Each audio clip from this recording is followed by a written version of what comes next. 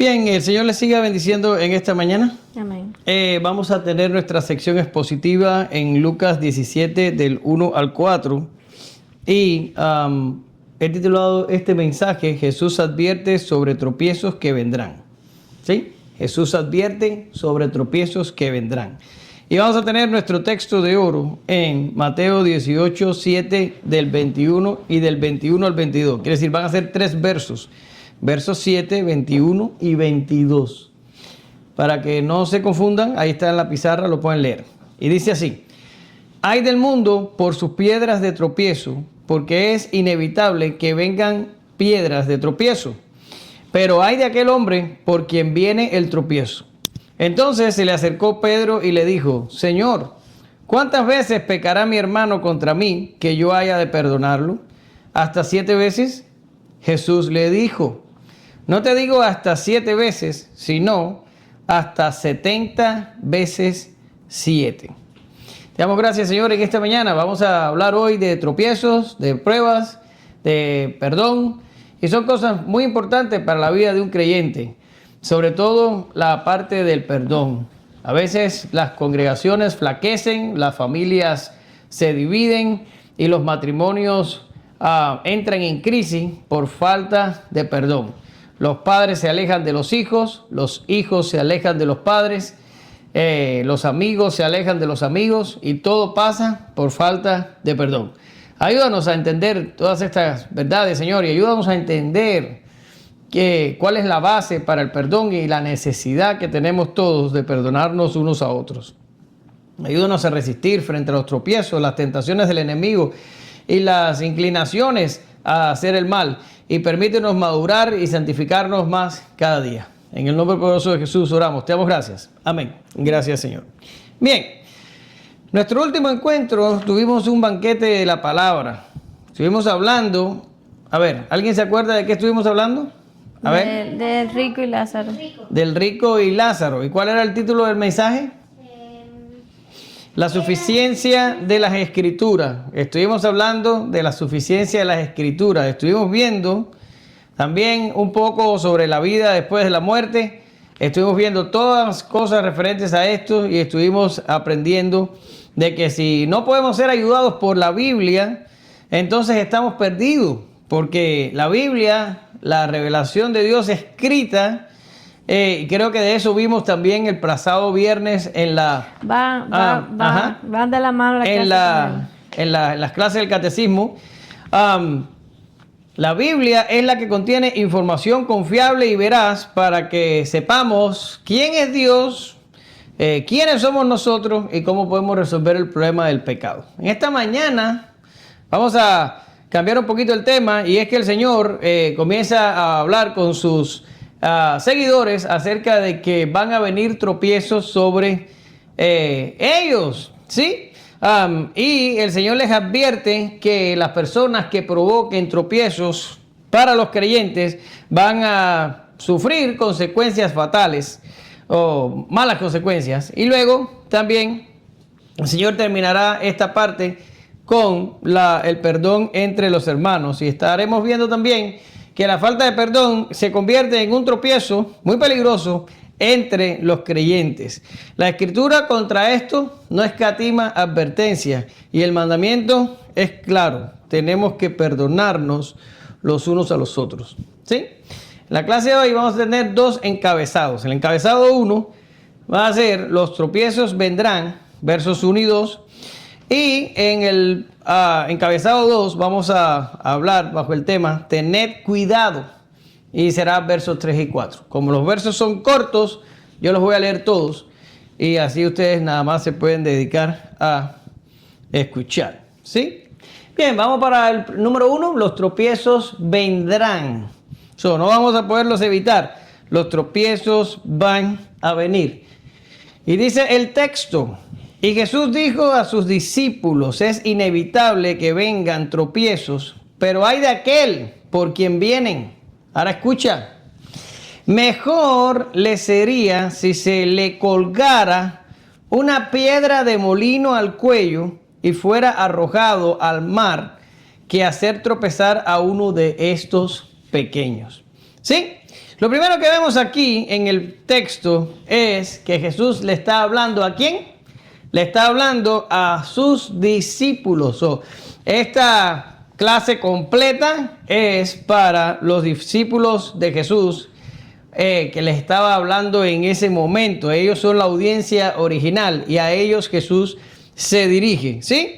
Y Jesús empieza a darles estas enseñanzas de la vida práctica, de cómo el creyente debe vivir su vida cristiana, conociendo al Señor que cada día más se acerca a Jerusalén y el tiempo de la instrucción está terminando. Pronto Jesús sería apresado, sería juzgado, crucificado, muerto, resucitado y ascendido, y los discípulos quedarían solos y ellos era necesario que fueran instruidos para todo el tiempo que vendría después. Y el Señor empieza en este momento hablándoles de tropiezo. Es interesante cómo, inevitable que vengan tropiezos, es interesante cómo el Señor no disimula, no enmascara las vicisitudes que vienen sobre la vida de los creyentes. Es un error muy común pensar que cuando uno es creyente, las cosas malas no van a llegar a tu vida. Y si por alguna casualidad las cosas, y claro que casualidad aquí es un uso del lenguaje, pero no es porque creamos que hay casualidades. Pero bueno, si por alguna causa, mejor dicho, viene algo malo sobre la vida de un creyente, entonces tratan de espiritualizarlo y darle una explicación que se acomode más o menos a la falsa creencia de que nada malo puede pasarnos a nosotros y tratan de enmascarar la situación. ¿Sí? Por ejemplo, una persona que pase por un periodo de enfermedad y lo espiritualiza de tal forma de que la enfermedad pierda su calificativo de una mala experiencia. Sin embargo, cuando vemos la Biblia dice, por ejemplo, que a los que aman a Dios, todas las cosas les ayudan a bien. Todas las cosas significa las cosas buenas, las cosas menos buenas y también las cosas malas. Pero las cosas malas podemos llamarlas cosas malas. Si sufrimos una enfermedad, eso es algo malo. Si se nos muere un ser querido, eso es algo malo. Si tenemos un accidente o nos despiden del trabajo o pasa algo malo, eso es algo malo que le viene al creyente y no necesitamos disimularlo porque Jesús no disimula que sobre la vida de los creyentes van a venir cosas malas. Lo que la Escritura sí dice es que Dios va a usar lo bueno y lo malo que ocurre en nuestra vida para nuestro bien, para nuestra santificación. Y aquí Jesús no lo disimula. Jesús sabe que ser cristiano no nos blinda contra el mundo, contra la adversidad o contra los ejércitos del diablo. Van a venir las luchas. Los creyentes todavía están en el mundo y desde este punto de vista están expuestos a lo mismo que los no creyentes. Y con frecuencia, por el hecho de ser creyentes, enfrentan peores desafíos porque estamos llamados a ser santos en medio de una sociedad decadente. Es más difícil sobrevivir así que el que no tiene cuidado de la santidad. Un ejemplo, por ejemplo, que pudiera ayudarnos a entender esto. Una persona en el trabajo que roba horas, ¿sí? Que le roba el reloj, recibe más dinero y puede cubrir más sus gastos. Pero el creyente, por el llamamiento a ser santo, sabe que no puede robar horas, el dinero no lo va a poder obtener, el extra, y va a tener más problemas para suplir la necesidad del hogar. En ese caso, pareciera que el impío le sale mejor la jugada porque peca con impunidad y el creyente sufre el agravio. Sin embargo, eso no significa que nosotros podamos vivir con el mundo, como el mundo. Tenemos que ser santos. Por eso es que a veces los tropiezos a uno le chocan más que al inconverso. Ahora, para dar un poquito de contexto a lo que pudiéramos estar llamando tropiezos aquí en este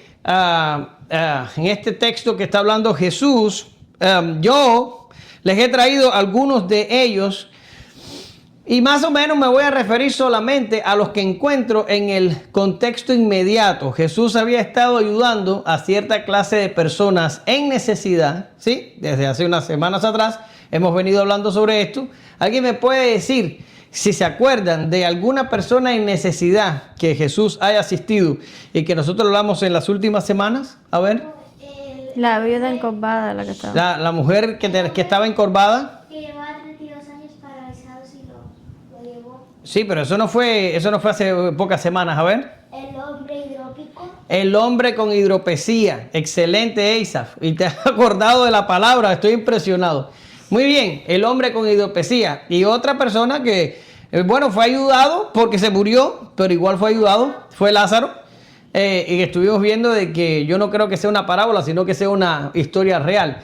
Y también fue ayudado. Y otros que recibieron ayuda, vamos a hablarlo más adelante cuando hablemos de pequeños, ¿ya? ¿Quiénes son los pequeños? Pero bueno, teniendo en cuenta estas personas, podemos hablar que los tropiezos más comunes que encontramos en este pasaje, primero son enfermedades. La mujer que estaba encorvada, aprendimos que estaba sufriendo esta enfermedad porque tenía un azote de una entidad que le provocaba la enfermedad. Luego el Señor la reprendió y la mujer fue libre del azote. ¿Sí? Estuvimos hablando que el hidrópico, esas enfermedades eran asociadas con la avaricia y con desórdenes pecaminosos. Y el Señor también libró a este hombre de estas cosas. Estamos hablando de pecados que siempre van a traer consecuencias sobre los discípulos. Claro, en este caso, el pecado más bien viene porque alguien externo a ti te tienta, te empuja para que cometas el pecado. Injusticias sociales, que en el caso del contexto que estamos hablando, la injusticia social más frecuente era la discriminación religiosa. ¿Cómo pasaba esto? Los líderes religiosos se creían más santos que la gente común y veían a la gente común como personas ceremonialmente impuras. Ellos se veían demasiado buenos y veían a la gente demasiado pecadora. Tal era así que en otros momentos Jesús les critica por esto y les dice que ellos, o sea, los fariseos y los líderes religiosos del tiempo de Jesús, no querían entrar en el reino de Dios, pero tampoco permitían que otros entraran. ¿Sí? Discriminación religiosa como injusticia social. Y también vimos dificultades económicas, como en el caso de Lázaro, que era absolutamente pobre. Y la pobreza en los tiempos de Jesús era una situación común de muchos creyentes. Y para estos, la única esperanza de prosperidad la obtenían de la esperanza de una vida venidera en los cielos.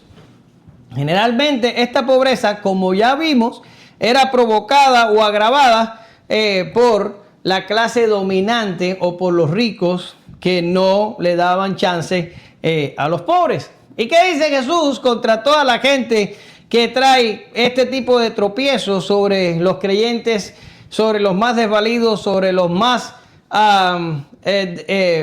marginados de la sociedad?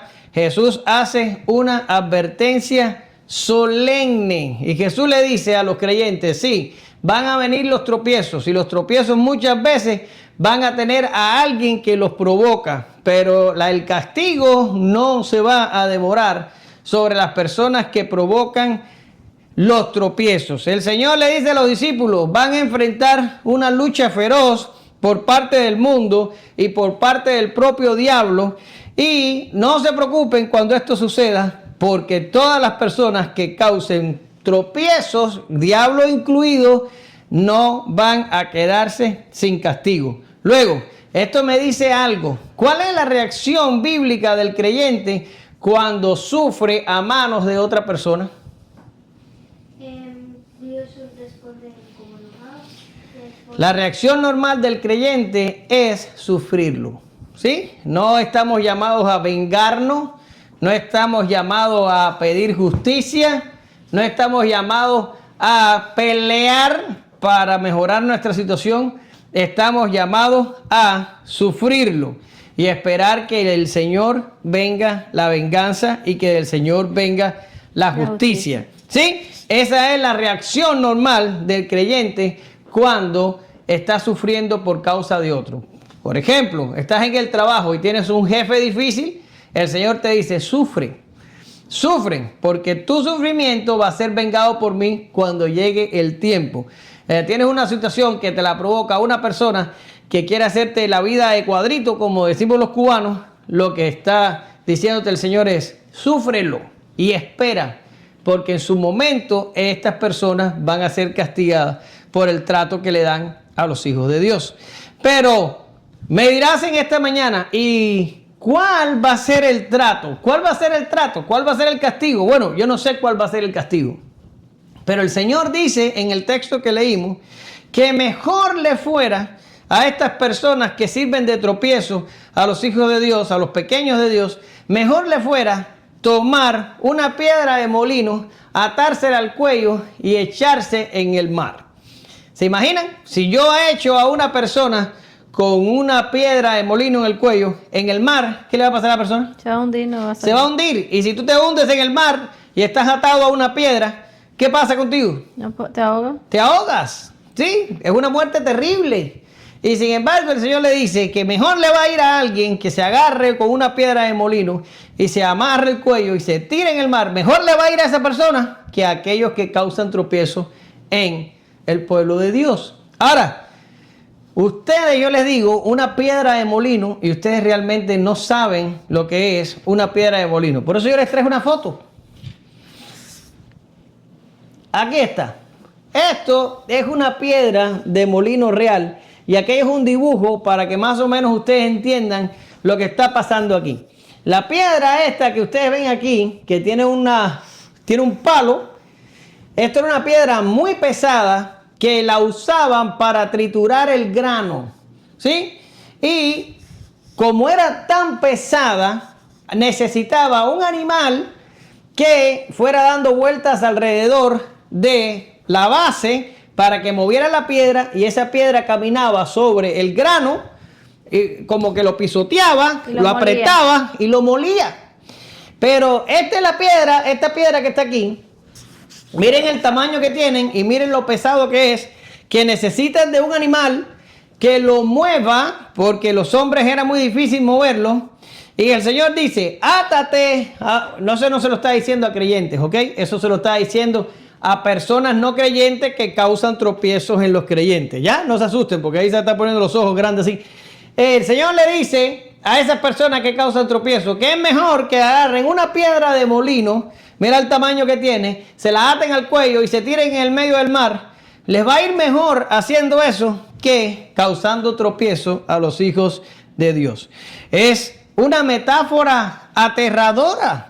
¿Verdad que sí? No alcanzo a imaginar lo terrible que sería para alguien ser echado al mar con una piedra de molino atado en el cuello. Sin embargo, el Señor está diciendo que le va a ir mejor así que poniendo tropiezo a los hijos de Dios. Y ahora me acordaba yo cuando Pablo era perseguidor de la iglesia y se le apareció el Señor en el camino a Damasco. Sí, ahí está el texto, Hechos 26:14. Y el Señor le dice a Pablo, Saulo, Saulo, ¿por qué me persigues? Dura cosa te es dar coces contra el aguijón. ¿Sí? El Señor le dice a Pablo, estás, como diríamos nosotros en el español cubano, estás jugando con candela. Te estás exponiendo demasiado al peligro al servir de tropiezo para el pueblo de Dios. Fíjate que Jesús no le dice, Pablo, Pablo, o Saulo, Saulo, ¿por qué persigues a mis seguidores? ¿O por qué persigues a la iglesia? ¿No dijo eso? ¿Qué fue lo que dijo? Saulo, Saulo, ¿por qué me persigues? El Señor está diciendo, le haces algo a uno de estos y me lo estás haciendo directamente a mí. Es como dar coces contra el aguijón. ¿Qué significa? Si el buey pateaba y daba coces contra el aguijón, que era una vara con afilada que le ponían para que no se separara del trayecto que llevaba, si era un poco rebelde y pateaba, terminaba dañándose la pata cuando golpeaba la vara afilada. ¿Sí? Esto es exactamente lo que estaba haciendo Pablo. jugando al filo de la navaja. ¿Sí? Y a veces nos hemos formado una opinión diferente de Jesús y nos construimos o vemos a algunos que se construyen una imagen romántica del Jesús de las Escrituras y pintan a Jesús como una persona absolutamente amorosa. Y no estoy diciendo que el Señor no sea absolutamente amoroso, porque lo es. Pero la gente de estos tiempos lo deja ahí nada más y solamente recalca el amor de Jesús. Y a veces dice, no, pero aquí está Jesús amando al prójimo y amando al prójimo, pero como sea que sea el prójimo lo ama. No necesariamente enseña esto la Escritura. Cuando la mujer fue sorprendida en alto adulterio y querían lincharla, Jesús le salvó la vida porque acusó a la multitud. Sin embargo, cuando la mujer fue despedida por Jesús, Jesús le dijo a la mujer, ni yo te condeno, vete. ¿Y qué le dijo después de eso? Vete y no peques más. El Señor no es que nos diga, hay que amar al prójimo y déjalo hacer lo que le dé absolutamente la gana. Solo ámalo. No, no es así. El Señor ama a las personas, pero el Señor también mandó a las personas a arrepentirse. El Señor mandó a las personas a dejar de pecar. El Señor mandó a las personas a vivir con justicia, ¿verdad? ¿Por qué? Porque de la misma forma que Dios ama, Dios es justo. Y no podemos agarrar un atributo de Dios y levantarlo y aplastar el otro. Estamos construyéndonos un ídolo para nosotros mismos. Si ustedes prestan atención a la severidad de Jesús en su encuentro con Pablo, podemos encontrar que la justicia de Dios y de Jesús es igualmente importante que su amor. Y lo que quiero decir es que de la misma intensidad que Dios puede amar, de esa misma intensidad Dios puede juzgar. Y si ustedes quieren pensar en esto un poco, es un poco aterrador, pero si quieren pensarlo, yo te pregunto, ¿cómo podemos saber nosotros cuán grande va a ser la ira de Dios sobre los pecadores y sobre las personas que no se reconcilien con Él? ¿Cómo podemos saber cuán grande va a ser? ¿No se les ocurre? Yo te voy a decir cómo. Puedes pensar en algo que la Escritura revela con claridad y sin ningún lugar a dudas. Y es que el tamaño del amor de Dios. Cuando tú piensas todo lo que Dios hizo por los escogidos y cuando tú ves en la Biblia la expresión del amor de Dios por los escogidos, tú te tienes que preguntar, ¿qué fue Dios capaz de hacer por amor a los escogidos? Bueno, pues mira, agarró a su hijo, lo mandó a la tierra, lo hizo hombre y el Hijo de Dios tuvo que morir. Primero vivir una vida perfecta, después morir por nosotros. Y todo eso fue capaz de hacerlo Dios por amor. Ahora yo te pregunto, si así es de grande la manifestación del amor de Dios, inversamente proporcional va a ser la ira de Dios. Así de grande va a ser la ira, pero al revés. En el amor Dios causó lo bueno. Con la ira Dios va a traer el castigo sobre los pecadores. Créeme, esto es aterrador. Ahora, vamos a ver, y yo creo que lo adelanté ahorita, pero vamos a verlo porque nos toca ahora. ¿A qué se refiere el Señor cuando dice pequeños? ¿Ok? ¿A qué se refiere cuando dice que van a traer tropiezos sobre alguno de estos pequeños? No se está refiriendo a niños como un niño, se está refiriendo a creyentes que siguen al Señor, pero que son a la vista de los hombres marginados y poco importantes. O sea, no estamos hablando aquí de los apóstoles, no estamos hablando aquí de alguien con prominencia, estamos hablando de creyentes, simples creyentes, hijos de Dios sin nombre, que no conocemos sus hazañas, ni conocemos lo que hicieron, ni sus vidas, ni los detalles de su existencia. Gente sin nombre que va a estar en el cielo por el amor de Dios y el sacrificio de Cristo, pero que tuvieron una vida insignificante a la luz de los hombres. Estos son los pequeños.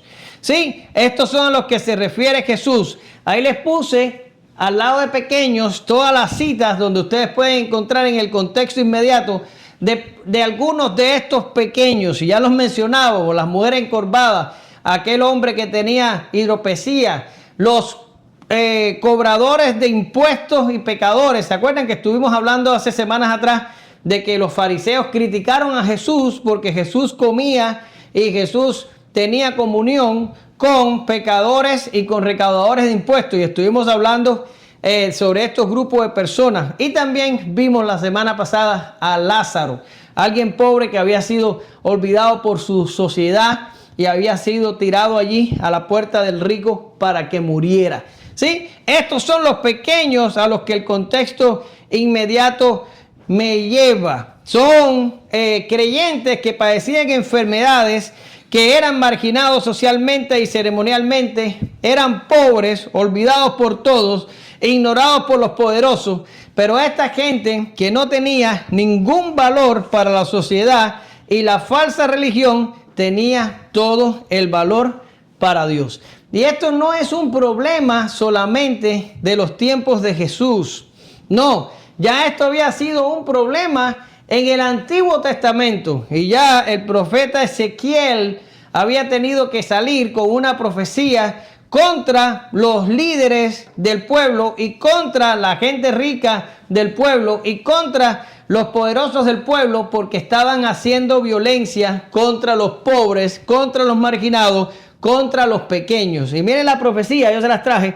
Ezequiel 34 del 20 al 22. Y es muy interesante esta profecía porque esto es una profecía que apunta a la venida del Mesías. Quiere decir que ilustra este problema, que es el mismo problema que estaba en los tiempos de Jesús, pero Ezequiel añade en su profecía que sería el Mesías el que resolvería el problema de estos pequeños, como podemos ver que en efecto sucedió en los tiempos de Jesús. Pero mira lo que dice Ezequiel y date cuenta del lenguaje para que te des cuenta que está pasando exactamente lo mismo. Dice: por tanto, así les dice el Señor Dios: he aquí, yo mismo juzgaré entre la oveja engordada y la oveja flaca, por cuanto vosotros habéis empujado con el flanco y con el hombro, y habéis embestido con vuestros cuernos a todas las débiles hasta dispersarlas afuera. Libraré mis ovejas y ya no serán presas. Juzgaré entre ovejas y ovejas. Y ahí el pasaje, lo que no se los traje completo por cuestiones de tiempo y por cuestiones de espacio, el pasaje es mucho más pintoresco y da muchísimos más detalles acerca de esta situación. Y dice que venían las ovejas engordadas, se comían la comida que querían, pero la otra la pisoteaban. Y tenían que venir las ovejas flacas a comerse la comida pisoteada. Venían y tomaban el agua limpia, pero cuando se iban ensuciaban el agua, que tenían que venir después las ovejas flacas y tomar del agua sucia. Quiere decir, el problema no solo era que las ovejas gordas se llevaban lo mejor de la comida y lo mejor del agua, sino es que se encargaban de ponérselos difícil a las ovejas que venían detrás de ellas, las cuales eran las desvalidas.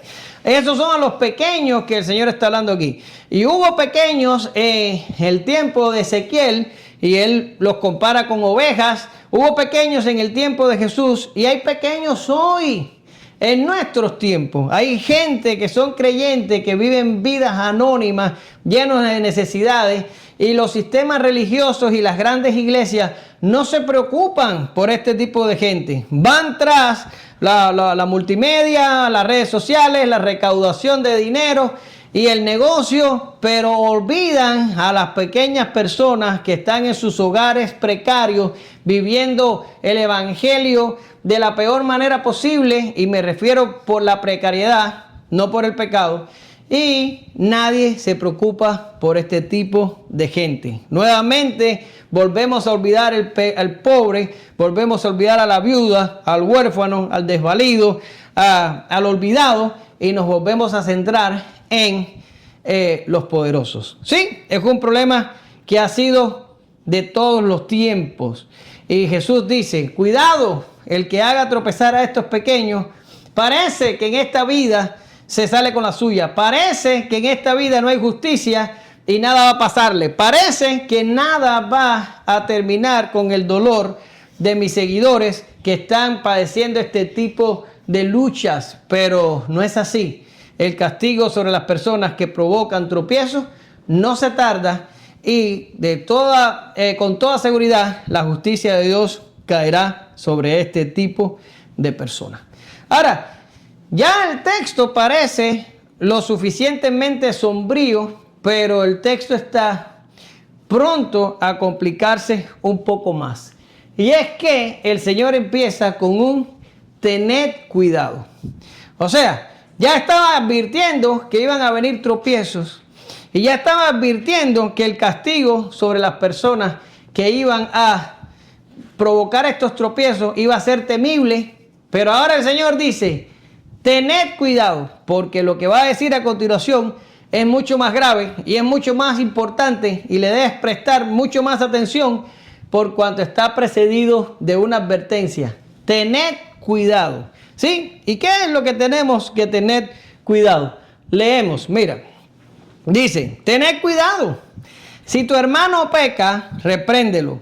Y si se arrepiente, ¿qué pasa? ¿Qué hay que hacer ella si tu hermano se arrepiente? Perdónalo. Y si peca contra ti 7 veces al día, ¿qué vas a hacer, ella? Vas a perdonarlo. Dice, si peca contra ti 7 veces al día y vuelve a ti 7 veces diciendo, me arrepiento, tienes que perdonarlo. Ahora, ¿qué está pasando aquí? Bien, lo que está pasando aquí es que el Señor está hablando en la primera sección de personas no creyentes que provocan tropiezos para los creyentes. Pero ahora vamos a entrar en una zona un poco más gris y un poco más difícil y un poco más engañosa, porque aquí el tropiezo no viene de un creyente, no viene de un impío, sino viene de un creyente. ¿Ya? Pero vamos a avanzar para que ustedes se den cuenta qué es lo que está pasando de verdad. Aquí las circunstancias cambian en su totalidad. En el punto anterior eran los impíos. Ahora es un problema entre creyentes. Al impío Dios le va a hacer justicia, pero al creyente ya Dios le hizo justicia a Cristo. Quiere decir, el impío paga por sus pecados, pero en el caso del creyente ya Cristo paga por sus pecados. Entonces tenemos que hacer distinciones importantes, porque no es lo mismo lo que tenemos que hacer cuando recibimos tropiezos del mundo, y no es lo mismo cuando recibimos tropiezos desde adentro de nuestros propios hermanos. Y sobre todo tenemos que tener mucho cuidado de que no nos convirtamos nosotros en un tropiezo. Y ahorita te voy a explicar cómo una persona se puede convertir en un tropiezo. ¿Ya? Ahora, vamos a avanzar poco a poco. Lo primero que tenemos es que Jesús dice, si tu hermano peca contra ti, ¿sí? Si tu hermano peca, y esto es una cosa que tampoco podemos disimular. Por más de 27 años he estado en el cristianismo y es un mal generalizado que muchas veces los creyentes fingen una santidad por encima de lo que normalmente es admisible. ¿Qué quiero decir con esto?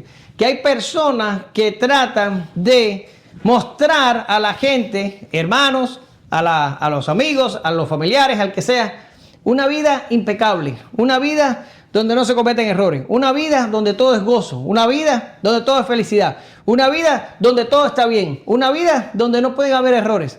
Y esto es una vida de falsedad. ¿Sí? Es como dice Alex Zurdo, es una vida con las cosas puestas bajo la alfombra. ¿Ya?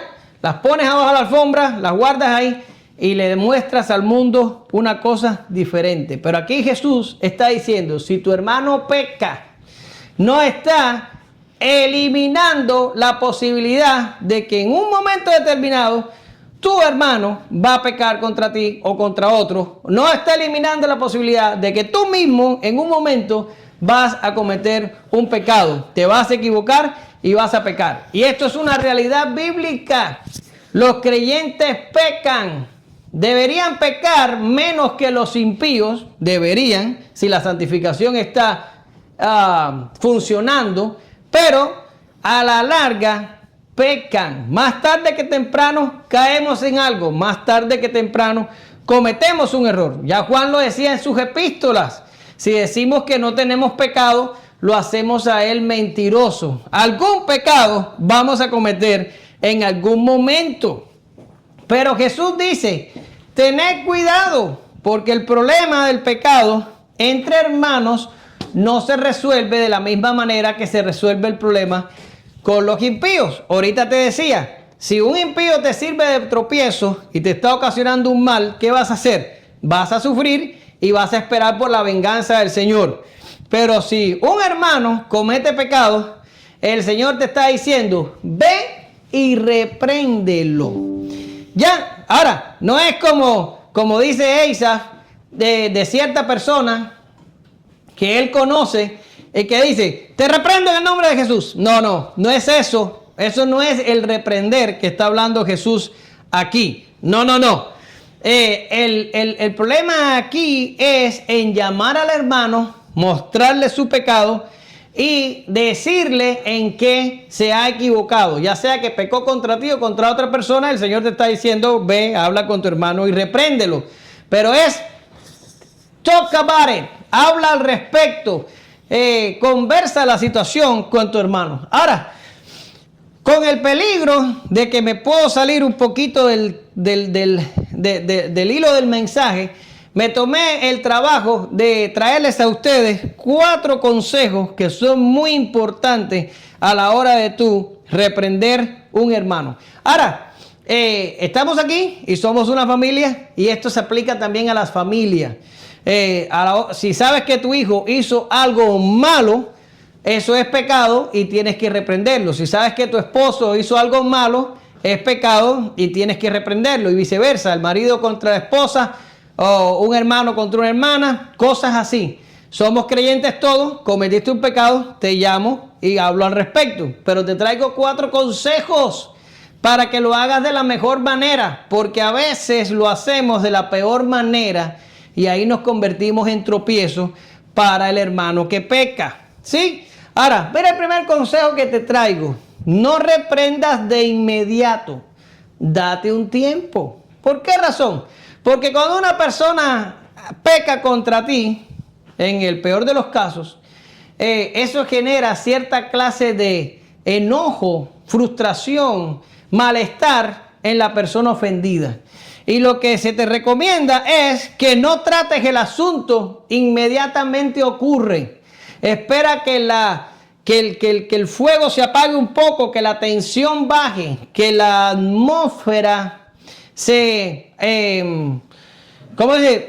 ponga menos densa para tú poder tratar el asunto. Porque si lo haces ofendido, si lo haces exaltado, si lo haces de una forma impulsiva, probablemente vas a terminar empeorando las cosas. Es como dicen los americanos, la situación en vez de mejorar va a escalar.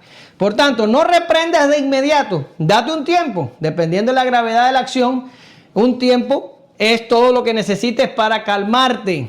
Debes pensarlo con la mente tranquila, con la mente fría y sobre todo dar un tiempo a la oración para que Dios te dé discernimiento. Mira lo que dice 2 textos que te traigo. Proverbios 19:11. La discreción del hombre le hace lento para la ira y su gloria es pasar por alto la ofensa. Y dice Santiago 1:19.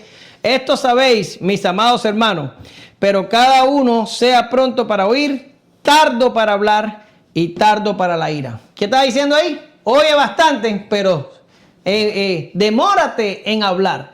Por tanto, si hay algo que tratar con tu hermano, si tienes que reprenderlo por causa de un pecado, no lo hagas inmediatamente. Tómate un tiempo. Ahora, otra cosa, no divulgues a no ser que sea necesario. ¿Qué significa?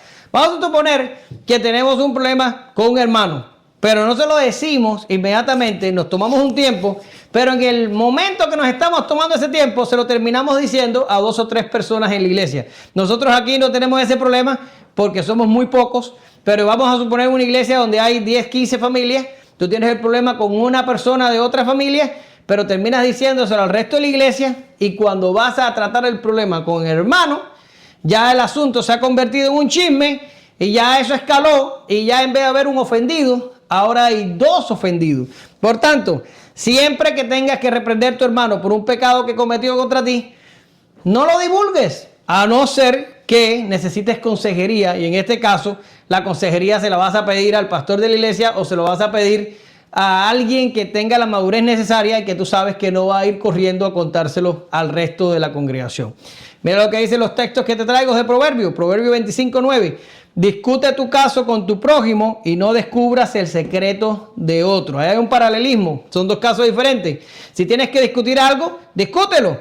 Pero si vas a hablar con las personas, no descubras sus secretos. Cállate las cosas, no las hables. No te conviertas en un chismoso. Y Proverbios 11:13 dice: el que anda en chisme revela secretos, pero el de espíritu leal oculta las cosas. ¿Sí? El tercer consejo que te tengo cuando reprendes a tu hermano es que usa la misericordia. En la reprensión, acuérdate de la misericordia.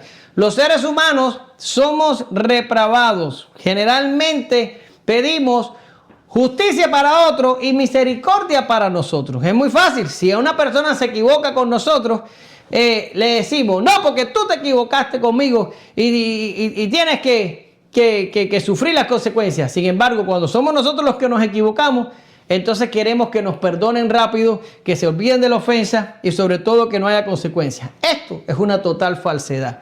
Tenemos que reprender a la gente con misericordia, sabiendo que en ese momento ellos se han equivocado, pero no va a tardar mucho tiempo en los que nos equivoquemos nosotros, ¿sí? Y entonces es mejor apelar a la misericordia que convertirnos en jueces de nuestros propios hermanos. Mira lo que dice Gálatas 6:1. Hermanos, si alguno es sorprendido en alguna falta, vosotros que sois espirituales, restaurarlo en un espíritu de mansedumbre, mirándote a ti mismo, no sea que tú también seas tentado. Más claro no canta un gallo. El texto te está diciendo, aquí cualquiera cae, aquí cualquiera comete un pecado, aquí cualquiera mete la pata. Por tanto, si vas a reprender a un hermano porque cometió un error, ten misericordia y acuérdate que puede pasar que en un tiempo el que va a meter la pata eres tú y te va a gustar que la gente te trate con misericordia. Mira lo que dice Lucas 6:36, ya lo estudiamos en clases pasadas. Sed misericordiosos, así como vuestro Padre es misericordioso. Y el último consejo que te traigo es que sigas el patrón bíblico cuando vas a reprender a un hermano por su pecado. ¿Cuál es el patrón bíblico? El texto lo explica claramente y dice así: si tu hermano peca, ve y repréndele. ¿Qué dice ahí? A solas. ¿Sí? Si te escucha, ha ganado a tu hermano. Ahora dice, pero si no te escucha, lleva contigo a 1 o 2 testigos para que toda palabra sea confirmada por la boca de 2 o 3 testigos. Y si rehúsa escucharlo, dilo a la iglesia. Y si también rehúsa escuchar a la iglesia, sea para ti como el gentil y el recaudador de impuestos. ¿Qué está pasando aquí? Una persona, un hermano se equivoca, lo llamas, estando solos. ¿Sí? Y si la persona dice, perdóname, es verdad, me equivoqué, ya, ahí muere todo asunto. Pero si la persona se pone impenitente y no quiere arrepentirse y no quiere reconocer que se equivocó, el Señor te dice, busca 2 testigos y llévalos contigo y vuelve a tratar el asunto. Si la persona sigue impenitente, es hora de llevarlo a la iglesia, a los líderes de la iglesia o a la iglesia completa. Y si la iglesia completa o los líderes de la iglesia no pueden resolver el asunto y la persona sigue impenitente, entonces el Señor dice, tenlo como un no creyente. Se espera que el creyente, cuando sienta la presión de la reprensión, va a proceder al arrepentimiento. Una persona endurecida que no se arrepiente es una persona que probablemente no sea objeto del trabajo del Espíritu Santo. Pero ahora, ¿qué va a pasar cuando la persona te dice, lo siento, perdóname, me equivoqué? ¿Qué va a pasar? ¿Qué vas a hacer? Lo vas a perdonar. Y este es el momento complicado del texto y de este mensaje en esta mañana. ¿Por qué razón? Mira, ¿cómo empezó esta sección? Con una advertencia. Tened cuidado Pero ¿cómo empezamos en el mensaje de esta mañana? Hablando de que los que causan tropiezos, eso es algo que no es muy recomendable, ¿sí? Pero ahora, supón, una persona, un hermano, comete pecado contra ti y tú lo reprendes y el hermano se arrepiente, pero cuando el hermano se arrepiente, tú no lo perdonas. En ese momento, o vamos a ir un poquito más atrás, antes que el hermano te pida perdón, ¿quién era la parte afectada? Te pregunto. Hermano. No, el hermano es el infractor. Tú eres la parte afectada. Si tu hermano peca contra ti, tú eres la parte afectada. Pero cuando tu hermano te pide perdón y dice, perdóname, yo me equivoqué, voy a esforzarme para que no vuelva a pasar. Y tú, que eres la parte afectada, la parte ofendida, la parte agraviada, y tú le dices al hermano, pues no te perdono, tú dejas de ser la parte afectada, agraviada, y te conviertes ¿en qué? En el infractor. Te conviertes en tropiezo. Y por eso es que el Señor dice, cuidado, tengan cuidado. Cuando le niegas el perdón a tu hermano que te dice, perdóname, te conviertes en el tropiezo de tu hermano. Ahí es donde está el peligro de la clase. ¿Por qué razón? Porque la persona que está agraviada se siente falsamente con el derecho de retener el perdón porque dice, yo me siento agraviado, él me hizo algo malo o ella me hizo algo malo y yo estoy ofendido y no quiero perdonarlo. Ok, cuando tú no perdonas a tu hermano que te pide perdón, el problema lo tienes tú. La situación cambia, es como en el fútbol que cambian de cancha. Pues ya cambió de cancha y ahora tú eres el que te conviertes en el tropiezo. Y ahí todo se complica. Ese es el problema de la falta de perdón. Por eso es que es sumamente engañoso. Por eso es que Jesús nos manda a tener cuidado. Y por eso es que te decía al principio que la falta de perdón destruye familias, destruye iglesias, destruye relaciones. Todos los creyentes debemos estar dispuestos a perdonar a nuestros hermanos en la fe cuando estos se arrepienten por sus pecados. Pero, ¿cuántas veces tengo que perdonar al hermano? En el texto áureo que leíamos al principio, el Señor le dice a Pedro, no te digo si hasta 7, sino hasta 70 veces 7. Y aquí ¿perdón?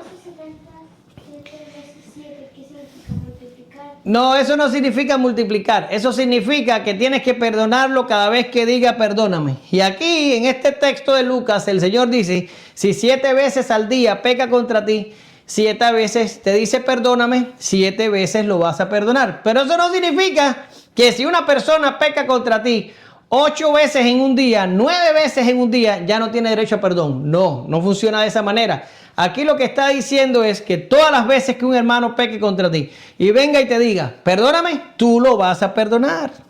Y si no lo perdonas, te conviertes en el infractor y eres una persona que está sirviendo de tropiezo en ese momento. Y no estás afectando solo la relación tuya y de tu hermano, sino que estás afectando a todos alrededor tuyo. Pero yo te voy a decir una cosa que es muy importante, porque esto es grave. Negarle el perdón a las personas o a los hermanos es grave. Y yo te voy a explicar por qué. Primero vamos a ir a 2 textos que te los tengo en la pizarra. Míralos aquí. Vamos a leer los textos primero y después te los voy a explicar. ¿Qué es lo que dice? Efesios 4:32. Sed más bien amables unos con otros, misericordiosos. ¿Qué dice ahora? Perdonándoos unos a otros, coma. ¿Qué viene después de la coma? Así como también Dios os perdonó en Cristo. ¿Ya? Ahora, Colosenses 3:13 dice, soportándoos unos a otros y perdonándoos unos a otros, si alguno tiene queja contra otro, punto y coma, ¿qué viene después? Como Cristo os perdonó, así también hacedlo vosotros. En ambos textos tenemos un cómo antes del argumento que explica. ¿Qué significa? Cuando el Señor nos manda a perdonar, nos dice cómo vamos a perdonar. No es como, perdona como te dé la gana, o hazlo como tú creas, o sé libre de pensar la manera. No, no, no, no, no. Cuando el Señor nos manda a perdonar, el Señor nos está diciendo, como también Dios os perdonó, o como Cristo os perdonó. ¿Qué significa? Si Dios te perdonó a ti todos tus pecados, pasados, presentes, futuros, todos tus pecados. ¿Cuántos pecados vas a cometer en tu vida? Pues yo no sé. Ojalá que sean bastante pocos. Pero todos los pecados te los va a perdonar el Señor, o te los perdonó. La pregunta es, estoy seguro que los pecados que vas a cometer en toda tu vida van a ser más de 7. ¿Verdad que sí? Van a ser más que 7. Ven acá, y si multiplicamos 70 veces 7, eso da el ridículo número de 490. Y yo te pregunto, ¿será posible que nosotros en nuestra vida pequemos más de 490 veces? ¿Será posible? Sí, dicen que sí. Todo el mundo aquí está de acuerdo en que vamos a pecar más de 490 veces. Yo te digo, si Dios te va a perdonar todo el número de tus pecados, ¿quién eres tú para no perdonar los pecados que tu hermano comete contra ti? ¿Lo estás entendiendo? El texto te dice, ¿cuántos pecados te perdonó Cristo? Oh, Cristo me los perdonó todos, Señor. Me los perdonó todos. Me le perdonó los pasados, los presentes y los futuros. Todos los pecados me los perdonó. Y yo te pregunto, ahora, ¿cuántos pecados le vas a perdonar tú a tu hermano? ¿Qué dicen los textos? Que debemos perdonar a nuestros hermanos como Cristo o Dios nos perdona a nosotros. A ver. 77 por 7 es 439. No, 700, ¿cómo es? 70 veces 7 es 490. 70 veces 7. Éyele. Yo soy bueno en matemáticas. 70 veces 7, 490. Ahora, volviendo al tema. ¿Cuántas veces vas a perdonar a tu hermano? Con las que sean necesarias, porque Dios a ti te perdonó todos los pecados. Te los perdonó todos. Estos textos no son difíciles de entender. Están claros como el agua. Dios nos perdonó a nosotros en Cristo. Y esa es la base para nosotros perdonar a otros. Además, te voy a decir una cosa. Tu hermano que peca contra ti, ¿cuántos pecados Dios le perdonó a tu hermano creyente? ¿Cuántos les perdonó? Todos. Todos. Ahora, el pecado que el hermano comete contra ti y que te está pidiendo perdón, ya Dios se lo perdonó. Cuando el hermano se arrepintió y creyó en el sacrificio de Cristo, todos sus pecados pasados, presentes y futuros fueron perdonados. Por tanto, ya Dios le perdonó a tu hermano el pecado que cometió contra ti. Y yo te pregunto, ¿qué te pasa en tu cabeza que si Dios perdonó ese pecado, tú no lo quieres perdonar? Es inaudito. Si todos los pecados de los creyentes han sido perdonados, no hay una razón válida para que entre los hermanos, fíjate, estamos hablando entre creyentes, entre gente lavada por la sangre de Cristo, no existe razón válida para que haya falta de perdón. Si ya Dios le dio perdón a todo el mundo, ¿por qué tú vas a retener el perdón que le debes a la persona que se arrepiente? Ahora, este pecado de la falta de perdón es un poco más grave cuando lo llevamos a la parte de la justicia. Y yo quiero llevarte ahí porque quiero que para siempre se te quite de la cabeza de que tú puedes darte el lujo de retenerle el perdón al hermano que peca contra ti. Y ya estoy terminando, ya lo que me queda son 4 o 5 minutos. Pero mira lo que está pasando aquí. Cuando la persona se arrepiente, o sea, en la conversión, y la persona se arrepiente y cree, ocurre lo que nosotros conocemos en teología como la justificación. Y la justificación ocurre en el trono de Dios, en el tribunal de Dios, donde todos los pecados de esa persona son perdonados. Pero ¿cuál es la base para que ese perdón sea extendido? ¿A alguien se le ocurre? Cristo. Cristo paga por esos pecados. Otras veces les he dicho a ustedes En teología, la culpa nunca cae al suelo. Quiere decir, si alguien peca, alguien va a tener que pagar por ese pecado. O va a pagar la persona que lo cometió, o va a pagarlo Cristo en la cruz. Pero alguien tiene que pagar. De lo contrario, Dios no pudiera perdonar.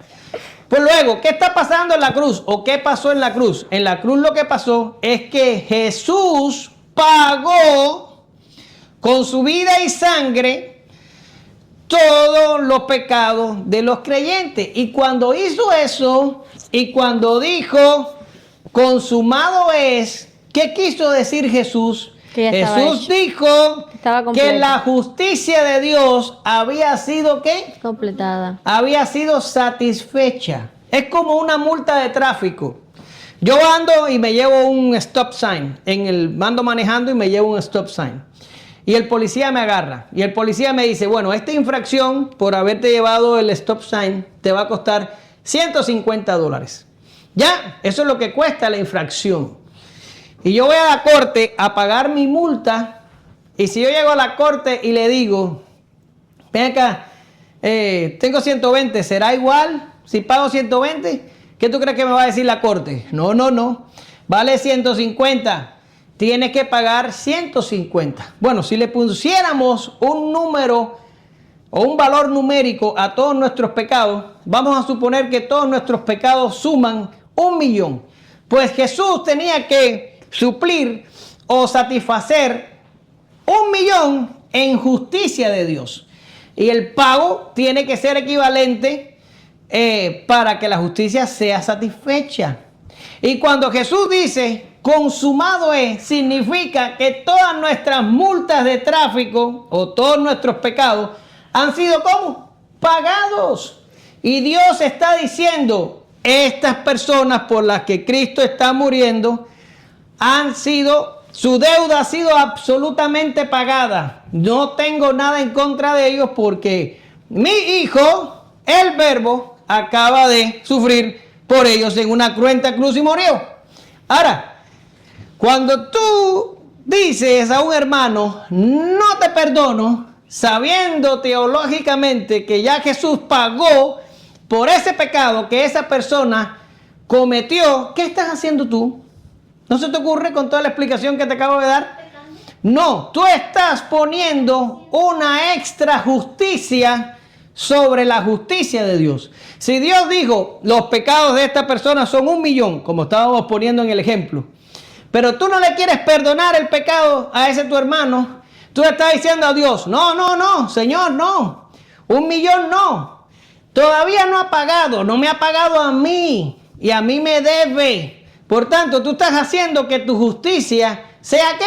Superior a la justicia de Dios. Y tú estás diciendo, el pago de Jesús por esta persona no fue suficiente. Aquí hay una cuenta por pagar y es la mía y yo no lo voy a perdonar. Tú estás poniendo tu justicia por encima de la justicia de Dios y estás diciendo que todavía le quedó una cuenta por pagar a Cristo. No es como consumado es, no, todavía no está consumado. Aquí hay alguien que yo no he perdonado porque yo creo que la infracción que cometió deberíamos tomárnoslas en serio.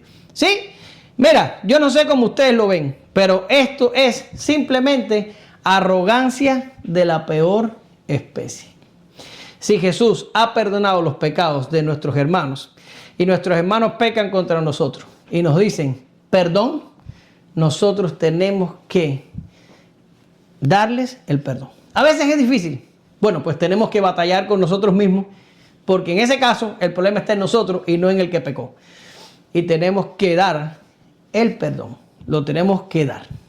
Incluso hemos hablado muchas veces esto, cuando a veces el perdón, cuando la persona que falla contra nosotros no nos dice perdóname porque está endurecido o porque está amargado o porque a lo mejor no lo ha entendido todavía, es recomendable, y lo hemos hablado cuando hablamos sobre el Padre Nuestro, en la parte de perdona nuestras deudas como nosotros perdonamos a nuestros deudores, lo expliqué, pueden ir a ver el mensaje. Explicamos que a veces es recomendable, incluso si la otra persona no se ha arrepentido, emitir perdón por parte de nosotros. ¿Sí? No hay necesidad de, no, si no viene y me pide perdón, no lo perdono. No, hombre, si ya Cristo te perdonó tus pecados, perdónalo de tu parte y olvídate de lo demás. Unidireccional, se llama eso, perdón unidireccional. Lo perdonas de tu lado y se acabó. Y termina, claro que si es con mutuo consentimiento, la persona pide perdón y tú lo perdonas, ya ahí hay sanidad y ahí hay unas cuantas cosas. Y la comunión se arregla y todo lo demás se arregla y es más recomendable hacerlo de ambas partes. Pero si la persona se demora en arrepentirse, es hasta recomendable decir, pues yo te perdono, hijo, yo no voy a estar cargando pesos innecesarios. ¿Se dan cuenta? Cuando estudiamos el Padre Nuestro, vimos que una persona, un creyente que retiene perdón contra su hermano, está en una posición de pródigo. Por tanto, no es una cosa que nos podemos tomar a la ligera. Los beneficios paternales son parados, son interrumpidos cuando estamos en una posición de pródigo. Para retomar nuestra estabilidad con Dios y gozar de los beneficios de Dios por ser su hijo, necesitamos emitir perdón. ¿Sí? Concluyo. Hemos visto que el Señor es el defensor implacable de sus pequeños y que su juicio contra el que causa tropiezos es severo. Pero también hemos recibido una advertencia. Tened cuidado. El mayor tropiezo que podemos provocar nosotros mismos es negar el perdón a un hermano que se arrepiente. Al hacerlo, cometemos la mayor de las arrogancias. Intentar establecer una justicia superior a la de la cruz. Si Dios, que es santo, nos perdonó en Cristo, ¿quiénes somos nosotros para retener el perdón? No permitamos que nuestro orgullo se convierta en la piedra de molino que hunda nuestra propia comunión con el Padre. La medida de nuestro perdón no es la ofensa recibida, sino el perdón que ya hemos obtenido. Jesús nos llama a un perdón radical, 7 veces al día, porque su gracia para con nosotros es inagotable. El perdón no es una sugerencia, es el distintivo del discípulo. Gracias te damos, Señor, en esta mañana. Te pedimos que bendigas nuestra iglesia. Y, Señor, enséñanos, ayúdanos, oblíganos a perdonar, porque a veces es difícil, lo reconocemos. A veces nos hieren duro, fuerte, profundo y nos cuesta emitir perdón. Pero si tú nos perdonaste a nosotros todas nuestras iniquidades, nosotros no tenemos ningún derecho a retener perdón contra los hermanos que se equivocan contra nosotros. Ayúdanos a ser una iglesia perdonadora, a ser una iglesia que pase la ofensa, que no hagamos una tempestad en un vaso de agua, para que podamos caminar cada día con menos peso y con conciencias más libres. En el nombre del Señor Jesús oramos. Te damos gracias. Amén. Amén. Gracias, Señor.